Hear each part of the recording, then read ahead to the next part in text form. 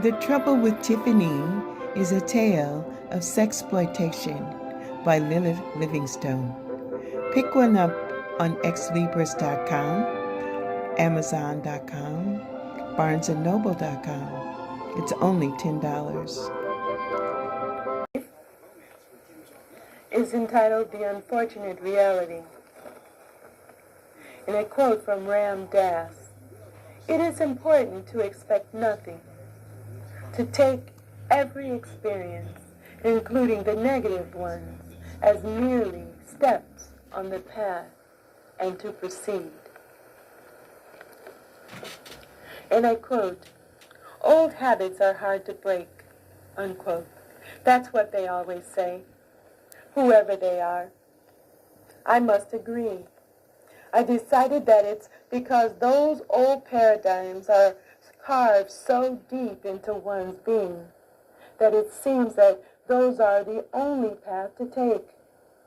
So, unless you take the time and effort to carve new ways of being, again and again you may find yourself on the path, the same path. Unless one is forced to assimilate new rules and accommodate new systems. For most people, this is an unhappy consequence of bad choices. A negative environment, too few options, lack of financial resources, or someone resourceful with an unpleasant agenda. In this case, it hurts to be it, unquote. It. It's like some hide and seek in a time warp. A satanic politician willing to sacrifice anyone less fortunate to carve their niche will step on your neck to rise over your head. Basically, some people exhibit a callous disregard for the suffering of others, at least 8 hours a day, as a prerequisite of employment. Some work overtime because they love their job. If you have the misfortune of being what they are working at, so what? The invisible in society are usually the disenfranchised or children and elderly people. A lack of resources is generally regarded as a lack of power. Those without power are those without respect. Most people equate money with power, but most people seldom see beyond the obvious. True power is the indomitable spirit and the unswerving will to not only survive, but to succeed. Caesar said, I quote, "Veni, vidi, vici," unquote. I came, I saw, I conquered. Unfortunately, his game was a losing proposition because he overplayed divide and conquer. Any management worth their salt will have to admit that inclusion is a skill to master. No one can construct without a plan. No one can succeed without a goal. And no one can maintain an organization without effective conflict resolution and an exit strategy. Quote, "Just count backwards from 50, unquote," the nurse commanded as she jammed the sodium pentothal syringe into the intravenous assembly. Eyes were hard to keep open at 35 and impossible at 25. The bright lights overhead dimmed appropriately. The last thing I heard was, she's under. My only thought was, how did I get here? It was a trip through a time tunnel into another world of never leaving till someone, they, them, the ones with the keys, said so. The American Correctional System Analysis and Theory. In order for the system of correction of criminal behavior to be truly effective and equitable, it must adhere to the highest ethical standards. How can a society that perpetuates social injustice in terms of racial, economic, class-based caste systems ever hope to profess to measure up to the ideals portrayed by Lady Justice?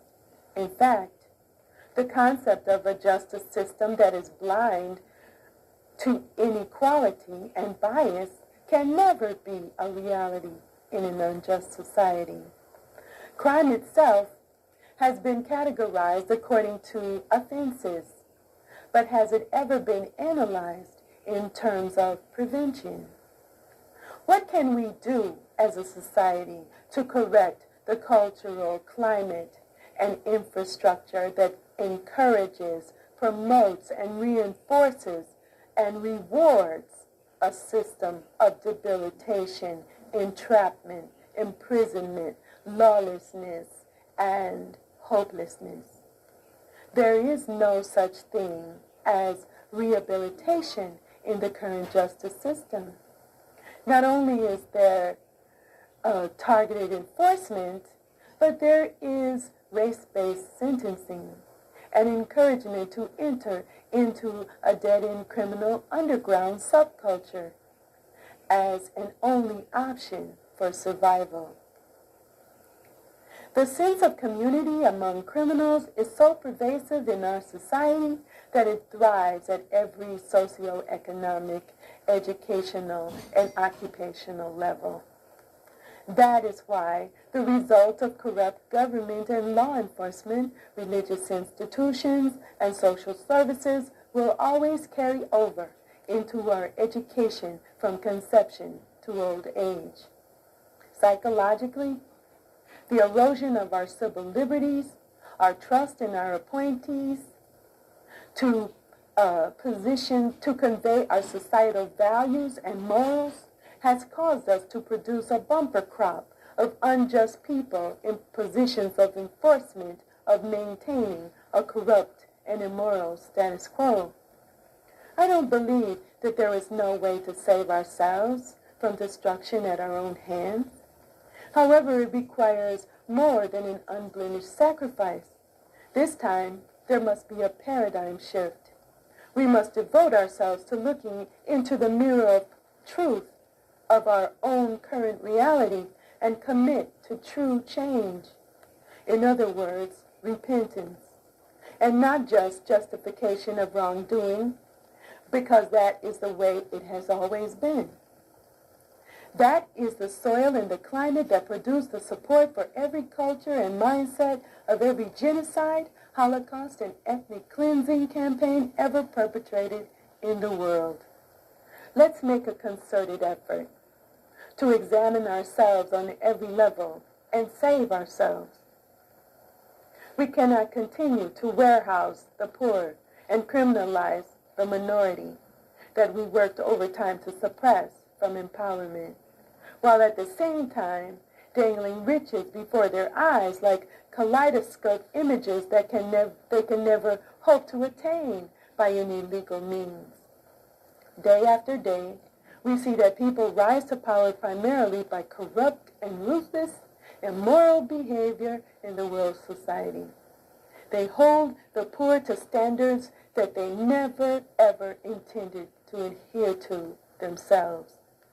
What good does it do to build prisons when the whole justice system is a self-perpetuating, money-making venture?